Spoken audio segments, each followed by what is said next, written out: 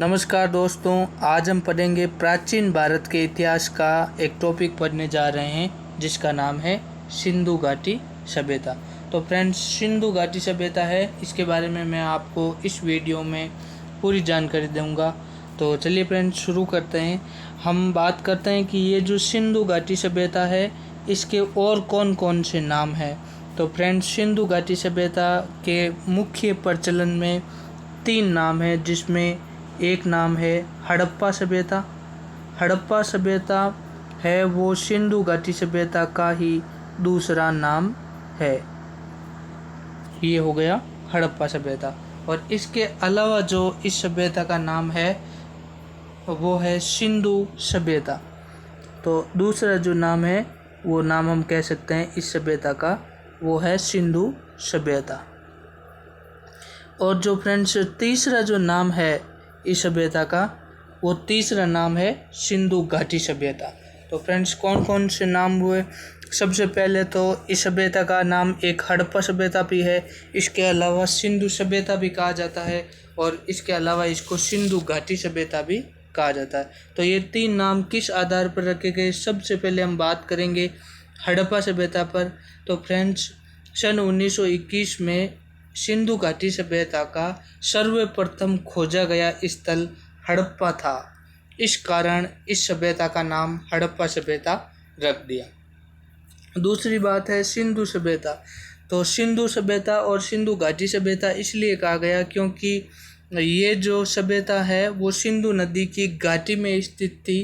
अनेक सारे स्थल है वो सिंधु नदी की घाटी में पाए गए, इस कारण सिंधु घाटी सभ्यता। और कुछ ऐसे स्थान थे जो सिंधु नदी की घाटी से बाहर थे, जैसे अफगानिस्तान में मुंडी गाक और शोरतुगई। तो वो सिंधु नदी की घाटी से बाहर थे, इसलिए उसको यहाँ पर इस सभ्यता का नाम केवल सिंधु सभ्यता भी रखा गया है, सिंधु घाटी की जगह केवल सिंधु। अब हम ये बात करते हैं कि ये जो सिंधु सभ्यता है ये नाम देने वाले कौन थे। तो फ्रेंड्स, सर्वप्रथम सिंधु सभ्यता नाम देने वाले एक विद्वान थे, और उन विद्वान का नाम था चार्ल्स मैसन। तो फ्रेंड्स, कौन से विद्वान थे जिन्होंने सिंधु सभ्यता नाम दिया है? चार्ल्स मैसन ने दिया है।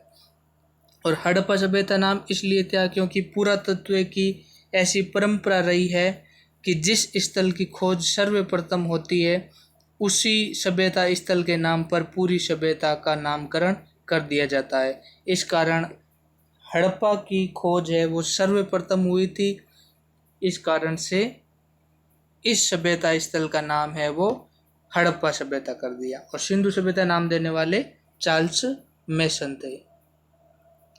तो फ्रेंड्स, अब हम आगे बात करते हैं, और आगे हम बात कर रहे हैं, यह विश्व की प्राचीनतम सभ्यताओं में से एक है। यानी जो सिंधु घाटी सभ्यता है वो संसार की सबसे प्राचीनतम सभ्यताओं में से एक मानी जाती है।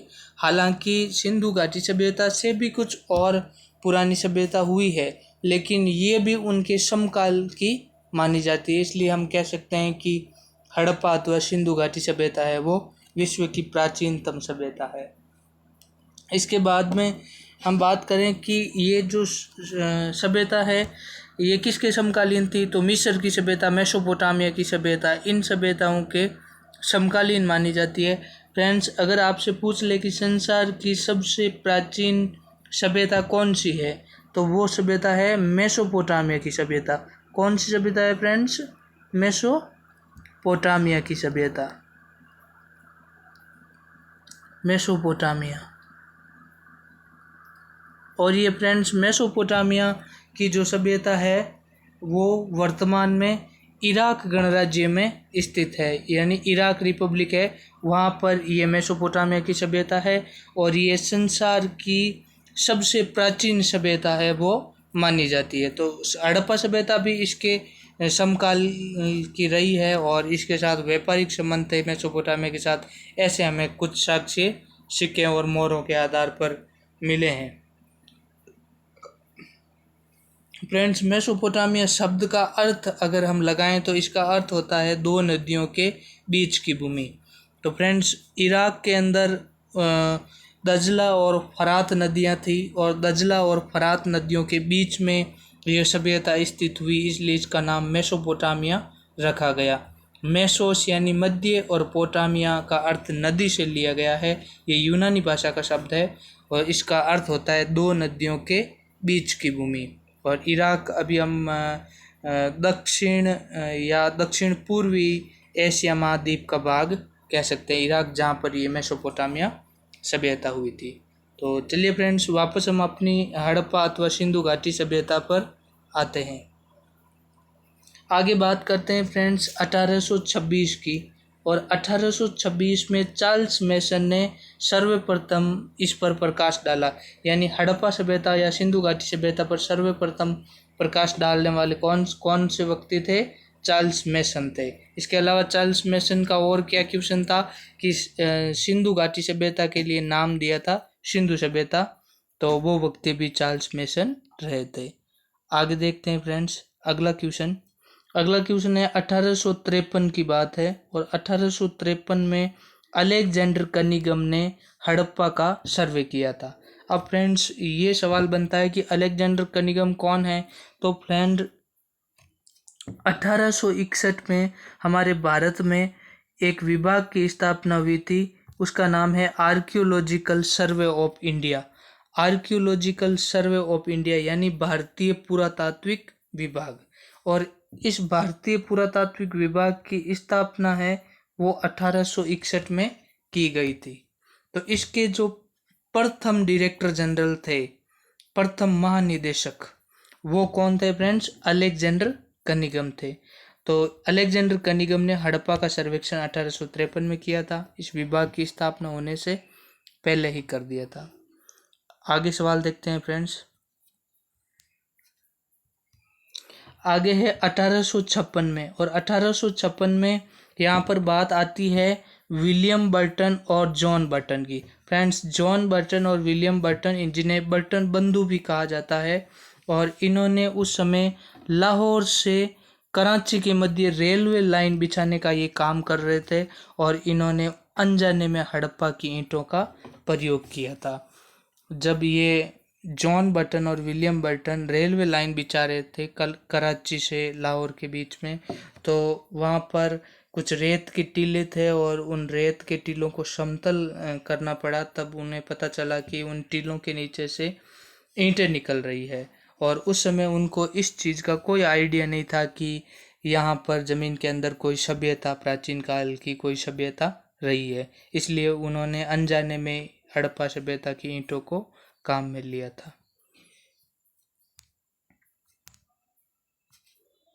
आगे बात करते हैं फ्रेंड्स 1856 की। और 1856 में अलेक्जेंडर कनिंघम ने दूसरी बार हड़प्पा का सर्वेक्षण किया था।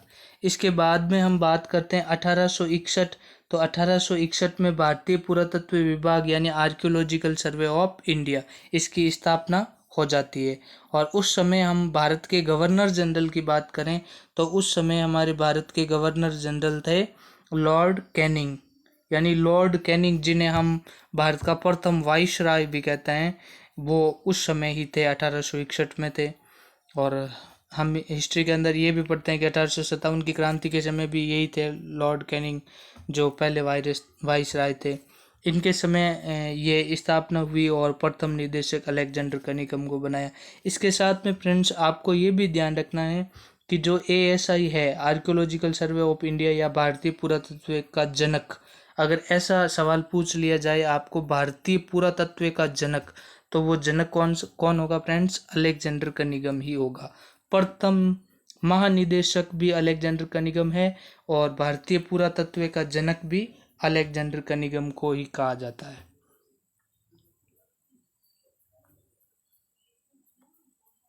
इसके बाद में फ्रेंड्स सन 1921 की बात है। और सन 1921 में भारतीय पुरातत्व विभाग है, उसके डायरेक्टर जनरल या महानिदेशक बने थे सर जॉन मार्शल।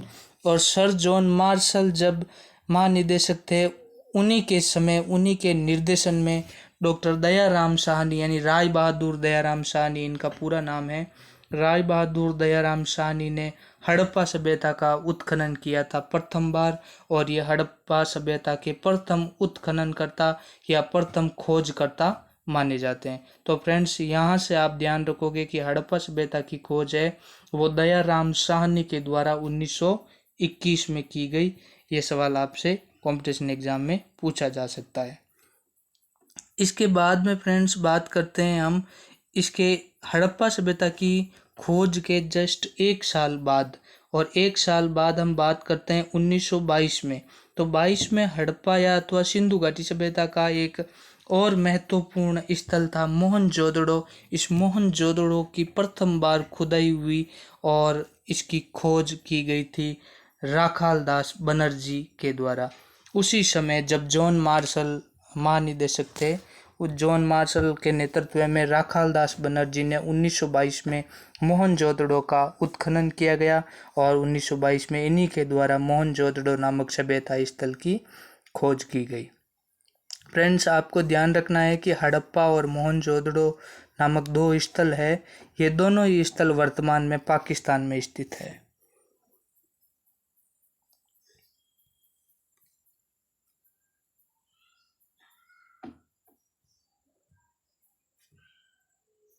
आगे देख रहे हैं हम बात कर रहे हैं आगे 1924 की। तो 1924 में सर जॉन मार्शल ने विश्व के समक्ष हड़प्पा अथवा सिंधु घाटी सभ्यता के खोज की घोषणा भी की थी। तो फ्रेंड्स, ये भी पूछा जा सकता है कि खोज की घोषणा किसने की? सर जॉन मार्शल ने 1924 में ये संसार के सामने घोषणा कर दी कि भारत में या भारतीय उपमहाद्वीप में संसार की सबसे प्राचीनतम सभ्यताओं में से एक हड़प्पा अथवा सिंधु घाटी सभ्यता की खोज हो चुकी है।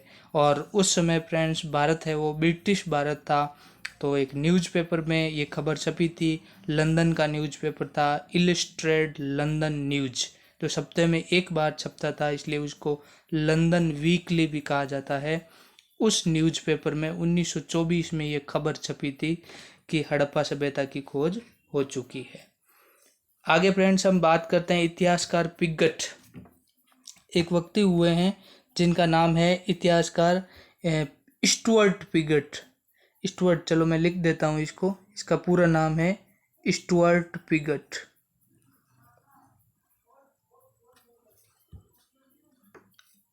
स्टुअर्ट पिगट नाम के एक इतिहासकार और पुरातत्वविद हुए हैं। इन्होंने कहा है कि हड़प्पा और मोहनजोदड़ो है वो सिंधु घाटी सभ्यता की क्या है?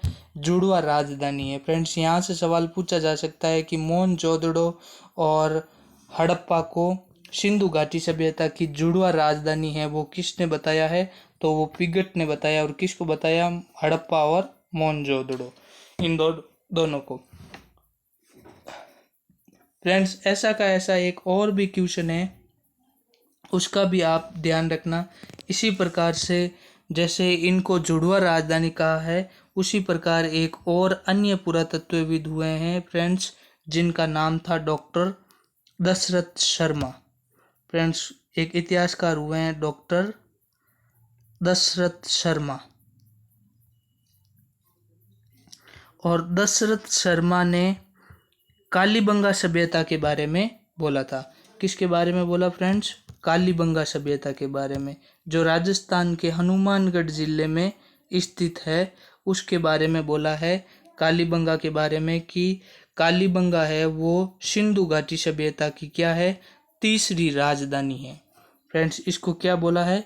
तीसरी राजधानी बोला है। इसका भी आप ध्यान रखना। तीसरी राजधानी किसको कहा है? कालीबंगा को कहा है। और सिंधु अथवा हड़प्पा सभ्यता की तीसरी राजधानी कहने वाले हैं वो डॉक्टर दशरथ शर्मा है। फ्रेंड्स, एक बार राजस्थान में लेक्चरर का एग्जाम हुआ था, उसमें ये पूछा गया था कि कालीबंगा को सिंधु घाटी सभ्यता की तीसरी राजधानी किसने कहा? तो वो कहने वाले थे डॉक्टर दशरथ शर्मा। चलिए फ्रेंड्स, आगे चलते हैं।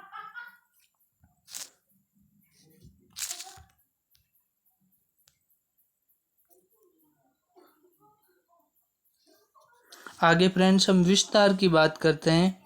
तो हड़प्पा अथवा सिंधु घाटी सभ्यता के विस्तार की बात करें तो ये विश्व की सबसे बड़ी सभ्यता है वो मानी जाती है। यानी जो हड़प्पा सभ्यता है वो सिंधु अथवा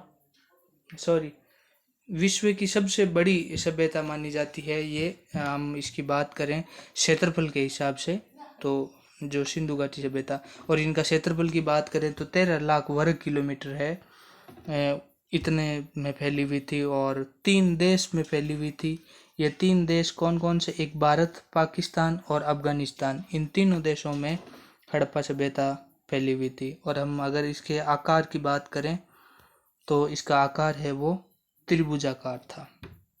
त्रिभुजाकार आकृति में ये फैली हुई थी। और अगर हम धातु के हिसाब से इसको युग में रखना चाहें तो फिर ये कांस्य युगीन सभ्यता है वो कहलाती है। फ्रेंड्स ध्यान रखना कि सिंधु घाटी सभ्यता है वो किस युग की है? कांस्य युगीन सभ्यता मानी जाती है। फ्रेंड्स धातु के आधार पर भी युग बांटे गए हैं। अगर आपको बताऊं तो सबसे पहले जो युग आया है वो युग था पाषाण काल। कौन सा काल था फ्रेंड्स? पाषाण काल था। सबसे पहले जो आया है वो था पाषाण काल। और पाषाण काल के बाद में जो आया है वो कहलाया है ताम्र पाषाण काल। इसके बाद में जो काल आया है वो था ताम्र पाषाण काल। और ताम्र पाषाण काल के बाद में फ्रेंड्स जो आया है वो था कांस्य युग। कौन सा युग था फ्रेंड्स? कांस्य युग था, कांस्य युग। और कांस्य युग के बाद में फ्रेंड्स अगर कोई काल आया है धातु के आधार पर तो वो था लौह युग। कौन सा युग था फ्रेंड्स? लौह युग था। इस आधार पर ये बांटे गए हैं युग। अगर हम पाषाण काल की बात करें फ्रेंड्स तो आज से लगभग 20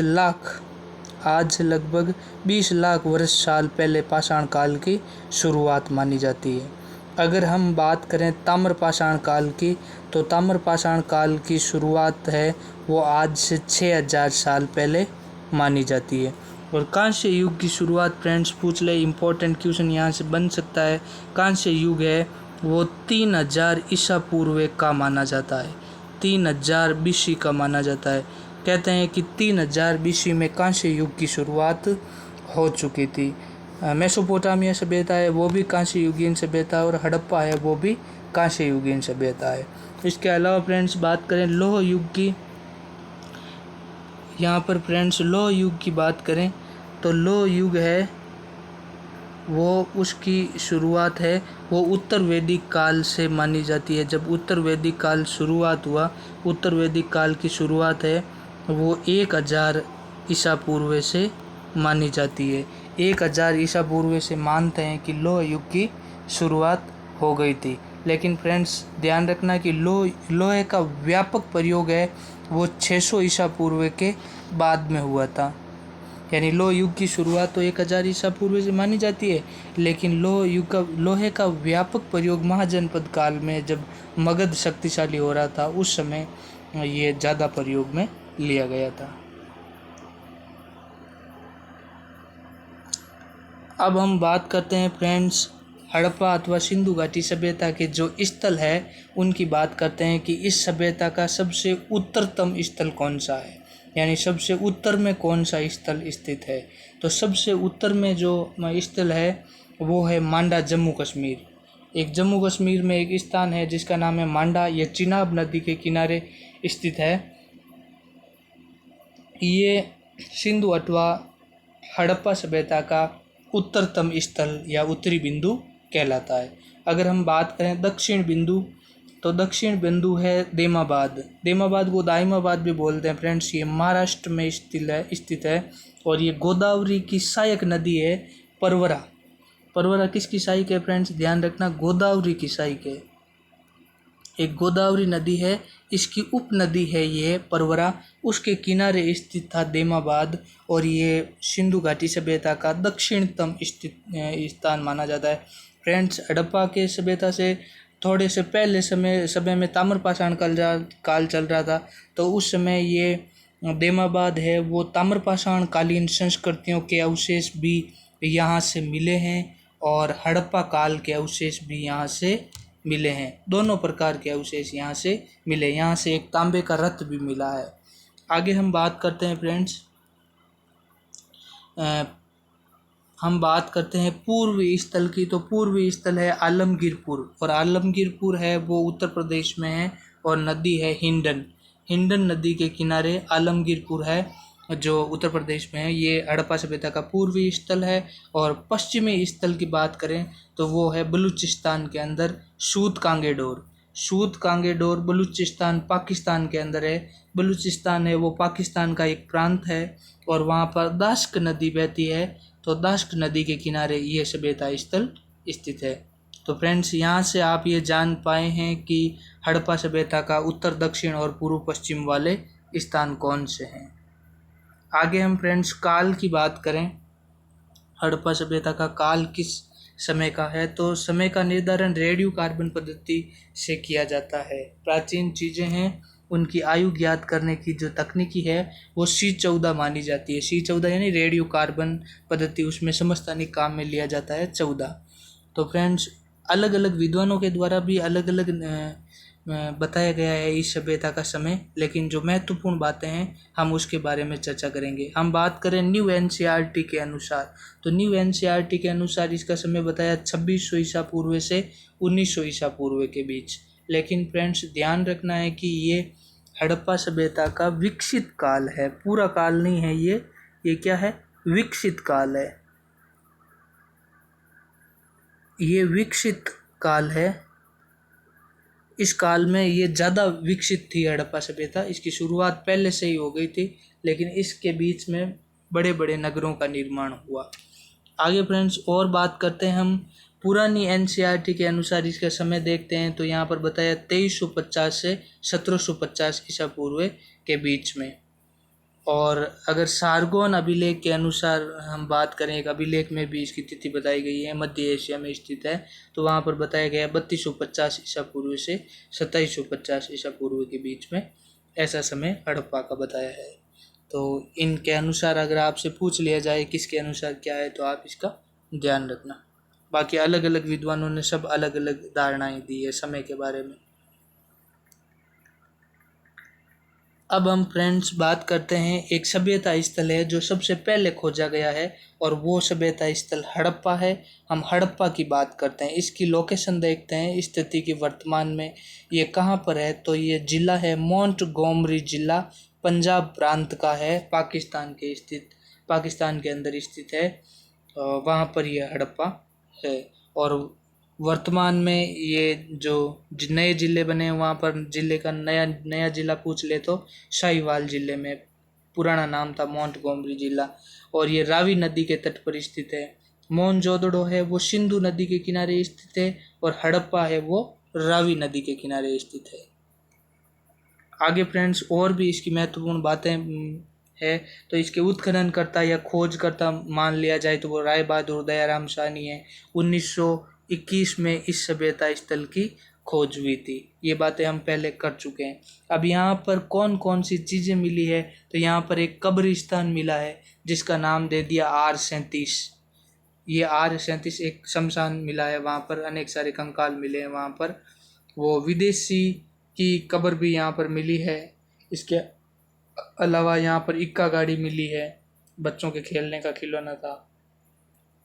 श्रृंगार पेटिका मिली है जो सौंदर्य प्रसाधन के लिए रही है। स्वस्तिक के चिन्ह मिले हैं। ये अच्छा सवाल है फ्रेंड्स, यहाँ से पूछा ध्यान रखना, पूछा जा सकता है कि ये जो स्वस्तिक होता है इस प्रकार का, ये स्वस्तिक ये किसकी देन है, ये हड़प्पा सभ्यता की देन है। स्वस्तिक इस प्रकार का निशान लगाया हुआ था, और ये हड़प्पा सभ्यता से ऐसे साक्ष्य मिले हैं। संभवतः कहा जाता है कि वास्तु दोष निवारण के लिए इस चिन्ह का प्रयोग किया जाता था, जो आज हिंदू धर्म में एक पवित्र चिन्ह माना जाता है। आगे हम फ्रेंड्स बात करें हड़प्पा से और क्या मिला है, तो नदी के तट पर 12 अन्नागार मिले हैं जो 2 लाइनों में स्थित है। एक पंक्ति के अंदर 6 अन्नागार, दूसरी पंक्ति में और 6 अन्नागार, तो टोटल 12 अन्नागार इस प्रकार के मिले हैं। पास में अनाज साफ करने का एक चबूतरा भी मिला है, और श्रमिक आवास या हम कह सकते हैं बैरक, जो मजदूरों की बैरक थी, श्रमिक आवास है, इसके साक्ष्य भी हड़प्पा से हमें मिले हैं। तो अब हम फ्रेंड्स बात करेंगे कि हमें मोहनजोदड़ो नामक शहर से कौन कौन से स्थल है वो मिले हैं। तो सबसे पहले हम बात करते हैं कि ये मोहनजोदड़ो है कहाँ पर। इसकी लोकेशन लरकाना जिला है, सिंध प्रांत पाकिस्तान में ये स्थित है। इसका अर्थ होता है मृतकों का टीला। फ्रेंड्स, इसका अर्थ क्या होता है? मृतकों का टीला या मुर्दों का टीला। सिंधु नदी के किनारे स्थित है, हड़प्पा रावी नदी के किनारे था। और इसके उत्खनन करता है वो राखाल दास बनर्जी। हमने पहले बात की थी 1922 में इसकी खोज है वो राखाल दास बनर्जी के द्वारा की गई थी। और आगे हम बात करते हैं मोहनजोदड़ो का अर्थ है। तो मोहनजोदड़ो जो शब्द है वो सिंधी भाषा का है। कौन सी भाषा का है फ्रेंड? सिंधी भाषा। और इसका हिंदी में अर्थ होता है मृतकों का टीला। यहाँ से क्या क्या मिला है? विशाल स्नानागार मिला है। आकार को छोड़ो, इतना कोई पूछता नहीं, 39x23x8 फीट। कुछ चलो छोड़ो, एक बार देख लेना अगर आपको याद हो जाए तो, अन्यथा कोई ज़्यादा महत्वपूर्ण नहीं है। इसके अलावा उत्तर और दक्षिण में सीढ़ियाँ बनी हुई है। यहाँ से हमें एक विशाल स्नानागार मिला है और ये मोहनजोदड़ो की बहुत बड़ी विशेषता मानी जा सकती है। विशाल स्नानागार, ये विशाल स्नानागार है वो एक आयताकार जलाशय के रूप में था। आयताकार जलाशय के रूप में था। जैसे हम कह सकते हैं कि मोहनजोदड़ो का जो विशाल स्नानागार है वो हमें आज के स्विमिंग पूल की याद दिलाता है। आज जिस प्रकार से स्विमिंग पूल होते हैं उस प्रकार से यहाँ पर एक आयताकार जलाशय मिला है जिसे विशाल स्नानागार की संज्ञा दी है। इसके उत्तर और दक्षिण यहाँ पर नीचे उतरने के लिए सीढ़ियाँ लगी हुई थी। ऐसे साक्ष्य भी हमें मिले हैं। और इनमें ईंटों को जोड़ने के लिए बिटुमेंस का लेप भी किया गया है। उत्तर दिशा में 6 वस्त्र बदलने के कक्ष भी मिले हैं। और इसका महत्व कोई आनुष्ठानिक महत्व रहा होगा, धार्मिक महत्व रहा होगा सामूहिक स्नान करने का, इसलिए ऐसा बनाया, ऐसा पुरातत्वविदों का मानना है। एक तरफ 3 बरामदे भी मिले हैं। ये स्नानागार की विशेषता, एक तरफ 3 बरामदे मिले हैं। बरामदे के पीछे कई कक्ष बने हुए हैं। जलापूर्ति है तो एक कुआं भी बना है। सीढ़ियों की साक्ष्य मिले हैं। प्रथम तल पर संभवतः पुरोहित वर्ग रहते होंगे। हड़प्पा सभ्यता में ऐसा कहा जाता है कि शासक वर्ग है वो पुरोहित रहे होंगे। संभवतः यहाँ धार्मिक अनुष्ठानों का भी आयोजन किया होगा, इसलिए ये स्नानागार बनाया। अब देखो फ्रेंड्स, मार्शल ने इसके बारे में एक बहुत ही महत्वपूर्ण स्टेटमेंट बोला है। जॉन मार्शल है, उन्होंने कहा इसको विशाल स्नानागार को कहा तत्कालीन समय की आश्चर्यजनक इमारत। यानी मोहनजोदड़ो के विशाल स्नानागार को बोला है तत्कालीन समय की आश्चर्यजनक इमारत। किसने कहा है? जॉन मार्शल ने। किसको कहा है? मोहनजोदड़ो के स्नानागार को।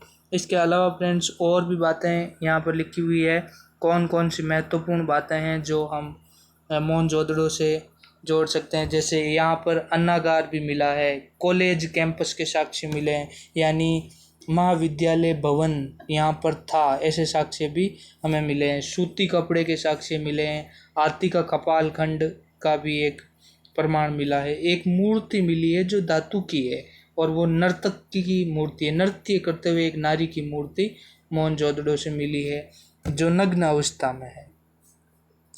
इनके एक हाथ में चूड़ियाँ पहन रखी है। और यहाँ से एक पुरोहित राजा की भी मूर्ति हमें मिली है। पुरोहित राजा की मूर्ति जो ध्यान अवस्था में है। और उस पुरोहित राजा के शॉल ऑर्डर किए जिस पर कसीदाकारी का कार्य किया गया है और उसके अलग एक वो कट लगा के दाढ़ी बना रखी है। ऐसी मूर्ति के अंदर पुरोहित राजा को दर्शाया गया है। इसके अलावा हमें मोहनजोदड़ो से मेसोपोटामिया सभ्यता की एक मोहर है वो भी मिली है। मेसोपोटामिया सभ्यता के बारे में हम जान चुके हैं कि मेसोपोटामिया सभ्यता का अर्थ होता है 2 नदियों के बीच की भूमि, और ये इराक गणराज्य में स्थित है।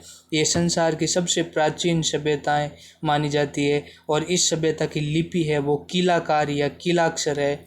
और इस सभ्यता की लिपि को अब तक पढ़ लिया है, जबकि हड़प्पा सभ्यता की लिपि है वो अब तक पढ़ने में नहीं आई है। फ्रेंड्स अब हम बात करते हैं लोथल की। लोथल जो सभ्यता स्थल है इसकी बात करते हैं। सबसे पहले देखते हैं कि लोथल की लोकेशन कहाँ पर है। गुजरात में स्थित है, भोगवा नदी के किनारे है। इसकी खोज है वो SR राव ने की थी, जिसका रंगनाथ राव भी लिखा हुआ है नाम। और ये एक व्यापारिक नगर था क्योंकि यहाँ पर बहुत बड़ा बंदरगाह मिला है, गोदीवाड़ा डॉक यार्ड। इसका मतलब बंदरगाह होता है, डॉक यार्ड गोदीवाड़ा, जहाँ जहाजें रुकती है। और सिंधु सभ्यता की सबसे बड़ी कृति इस गोदीवाड़ा को माना जाता है। इसके अलावा फ्रेंड्स ध्यान रखना, यहाँ से मनके बनाने का कारखाना भी मिला है। हड़प्पा सभ्यता में हमें मुख्य तौर पर 2 ऐसी जगह हैं जहाँ से मनके बनाने के कारखाने मिले हैं। उसमें एक तो आपका लोथल हो गया, एक लोथल जो सभ्यता स्थल है, और दूसरा सभ्यता स्थल है चनहुंदड़ो। चनहुंदड़ो जो सभ्यता स्थल है फ्रेंड्स, ये पाकिस्तान के अंदर है। चनहुंदड़ो, इन दोनों जगहों से हमें मनके बनाने के साक्ष्य मिले हैं। फ्रेंड्स ये ध्यान रखना कि ये क्वेश्चन नेट JRF के पेपर में भी पूछा गया है। नेट में भी इसका सवाल है वो पूछा गया है, ध्यान रखना। नेट में भी ये पूछा गया है कि किन 2 स्थलों से मनके बनाने के कारखाने मिले हैं, तो ये लोथल और चनहुंदड़ो है। मुख्य रूप से ये है, कई जगह हम बनावली भी पढ़ते हैं, तो मुख्य रूप से ये 2 स्थल है जहाँ से मनके बनाने के कारखाने मिले हैं। चावल के साक्ष्य भी यहाँ से मिले हैं, तो इसका मतलब है कि चावल बहुत पुरानी फसल रही है हड़प्पा समय की। फारस की मोहर भी मिली है जो गोलाकार बटन नुमा है, फारस की मोहर। इसके अलावा घोड़े की मरण मूर्तियाँ, यानी घोड़े की मिट्टी की बनाई हुई मूर्तियाँ। चक्की के 2 पार्ट हमें मिले हैं, एक अवतल था बाट, और उसके ऊपर छोटा सा पत्थर था जिसको जड़ी बूटियों को कूटा जाता था या अनाज पीसते थे। वो उस पत्थर का नाम सालन पत्थर भी दिया गया है, ऐसा भी कहा जाता है। घरों के दरवाजे मुख्य मार्ग पर खुलते थे। ये एकमात्र ऐसा हड़प्पा सभ्यता का स्थल है जिसके जो घरों के दरवाजे हैं वो सड़क की तरफ खुलते थे। लोथल एकमात्र ऐसा सभ्यता स्थल है जहाँ से घरों के दरवाजे हैं वो सड़क की तरफ खुलते थे। बाकी सभी जो स्थल है उनके घरों के दरवाजे सड़क की तरफ नहीं खुल के सड़क के पीछे की तरफ खुलते थे, जबकि ये एकमात्र ऐसा हड़प्पा सभ्यता का स्थल है जो अपने आप में एक अनोखी विशेषता रखता है, या हम कह सकते हैं कि बाकी सब से ये एक्सेप्शन है, अपवाद है। अब हम फ्रेंड्स बात करते हैं धोलावीरा की। तो यहाँ पर धोलावीरा की सबसे पहले लोकेशन देखेंगे तो ये गुजरात में स्थित है। फ्रेंड्स इसको धोलावीरा कहते क्यों है ये पहले बता दूं कि वहाँ से एक कुआं मिला है, और कुएं का रंग क्या होता है, सफ़ेद होता है। और सफ़ेद रंग का होने के कारण उसको स्थानीय भाषा में क्या बोल दिया, धोलावीरा। वीरा का मतलब गुजराती में होता है कुआं, धोला का मतलब होता है सफ़ेद। तो सफ़ेद कुआं मिला है, और ये कच्छ की खाड़ी में स्थित एक स्थल है जो गुजरात में पड़ता है, तो इस कारण ये धोलावीरा। इसकी खोज की बात करें तो रविंद्र सिंह बिष्ट ने इसकी खोज की थी। रविंद्र सिंह बिष्ट उत्खनन करने वाले थे, और यहाँ पर किसी भी नदी के साक्ष्य नहीं है। हालांकि उस ज़माने में नहीं बहती होगी, बाकी अभी वर्तमान में तो हमारे जो नागपाड़ अजमेर राजस्थान से निकलने वाली लूणी नदी जस्ट धोलावीरा के पास में जाकर कच्छ की खाड़ी में विलुप्त हो जाती है, लेकिन उस ज़माने में कोई नदी नहीं रही होगी। ये शहर 3 भागों में विभाजित है, तो बाकी सारे शहर है वो 2 भागों में विभाजित है, एक पूर्व की तरफ और एक पश्चिम की तरफ। तो यहाँ पर देखो फिर एक अनोखी विशेषता है जो अन्य शहरों की तुलना में इसको अलग करती है।